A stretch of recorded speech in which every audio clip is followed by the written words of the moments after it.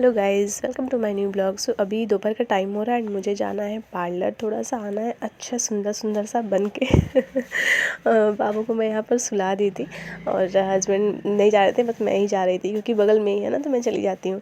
और यहाँ पर मैं टफ़ी को बोल के जा रही थी कि बिल्कुल शोर नहीं करोगे। तो मतलब पता है, मैं जब भी नहीं जाती हूँ ना, ये पक्का बाबू को उठा देती है शोर करके। सो मैं यहाँ पर पार्लर में गई थी थ्रेडिंग कराने, तो थ्रेडिंग मैंने करा लिया था। फिर मैं थोड़ा वेट कर रही थी क्योंकि मुझे हेड मसाज भी कराना था। काफ़ी ज़्यादा सर में दर्द हो रहा था, अभी कोल्ड कफ थोड़ा मुझे हो गया है ना, आवाज़ से आपको पता चल ही रहा होगा, सो इसलिए। और उसके बाद मैं आई तो देखी कि ये उठ चुका है और रो रहा था, मम्मा कहाँ गई।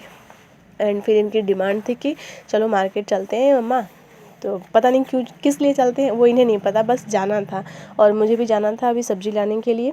और उसके बाद फिर हम चलते हैं बाहर। सबसे पहले तो कुछ यम्मी सा खाने जाते हैं क्योंकि बिल्कुल भी जुकाम सा हुआ है ना, तो बिल्कुल मन अच्छा नहीं था, ऐसा लगा था कुछ स्पाइसी सा खाने के लिए। तो हम यहाँ पर गए थे, यहाँ पर रोल खाने के लिए। पनीर रोल मेरा फेवरेट है यहाँ का और बहुत ही ज़्यादा यम्मी लगता है। सो अभी हम यहाँ पर वेट कर रहे थे, हस्बैंड ऑर्डर दे रहे थे और बहुत ज़्यादा प्रॉब्लम हो रही है आज वॉइस ओवर में।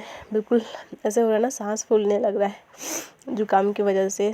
तो यहाँ पर बाबू बैठ के वेट कर रहा है एंड इसे भी रोल बहुत ज़्यादा पसंद आता है यहाँ का, और मुझे भी बहुत पसंद आता है। तो जब भी कुछ ऐसा मन होता है तो हम पहले यहाँ जाते हैं कुछ खाने, उसके बाद ही कुछ और ट्राई करते हैं। तो यहाँ पर मैं ऑर्डर कर दी थी और ये कह रहा था मुझे बर्गर भी खाने हैं मम्मा, बट यहाँ पर बर्गर नहीं मिल रहा था। सो मैं देख रही थी बर्गर यहाँ मिलता है या नहीं, बट यहाँ पर नहीं था बर्गर। यहाँ सिर्फ रोल का ये शॉप है, सिर्फ यहाँ पे अलग अलग तरह के रोल्स मिलते हैं। तो बस मैं और वंश बैठकर यहाँ पर वेट कर रहे थे। और आज सर में इतना ज़्यादा दर्द हो रहा था ना, कहीं भी निकलने का तो मन ही नहीं हो रहा था, लेकिन काम भी देखना होता है।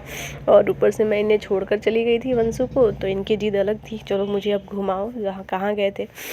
सो यहाँ पर मेरा रोल आ चुका था, रोल हमने खा लिया और उसके बाद हम आए थे सब्ज़ी लेने के लिए। सब्ज़ी भी ले लेते हैं और क्योंकि हर संडे को हम ले ही लेते हैं सब्ज़ी। और उसके बाद इवनिंग का टाइम हो गया था, मैं घर आ गई थी और फिर आज बनाना है मुझे अंडा कड़ी, क्योंकि काफ़ी जुकाम में ना कुछ स्पाइसी सा मन करता है खाने का ना।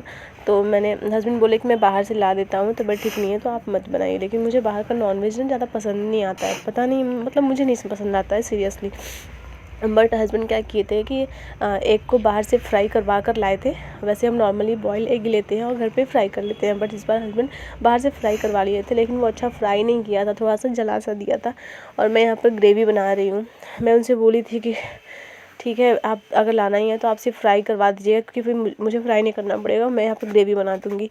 सो बहुत ही यम्मी सा ग्रेवी मैंने बना दिया था यहाँ पर और अच्छा लगा था काफ़ी ज़्यादा। और यहाँ पर मैंने आटा भी लगा लिया था रोटी बनाने के लिए।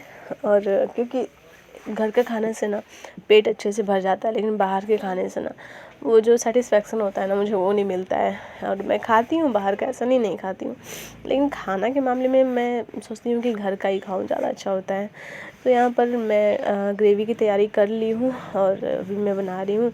तो जिस कढ़ाई में मैंने वो प्याज टमाटर लहसुन अदरक को सैलो फ्राई करके पीसा था, उसी में मैंने थोड़ा सा ऑयल हीट होने के लिए रख दिया था। उसके बाद फिर मैंने उसमें ये तड़का लगा दिया है, इससे तेज़पत्ता से सूखे मिर्ची और जीरा डालकर मैंने इसमें तड़का लगा दिया था। उसके बाद जो पेस्ट मैंने रेडी करके रखा हुआ है और उसे मैं इसमें मिक्स कर दूँगी और अच्छे से भून लूँगी।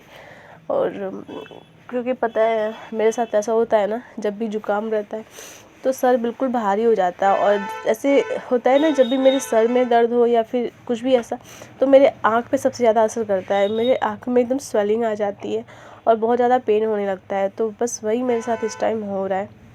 और सीरियसली गाइस, ट्रस्ट मी, मुझे कुछ भी करने का मन नहीं कर रहा है, बट एक होता है ना कि काम है तो करना तो पड़ेगा ही खुद को। और पहले वंस नहीं था ना, तो थोड़ा सा भी तबीयत ख़राब होता था तो मैं कुछ खाना वाना नहीं बनाती थी। और बट अब जब से ये आ गया है ना हमारी लाइफ में, तब से हमारी लाइफ बिल्कुल चेंज हो गई है।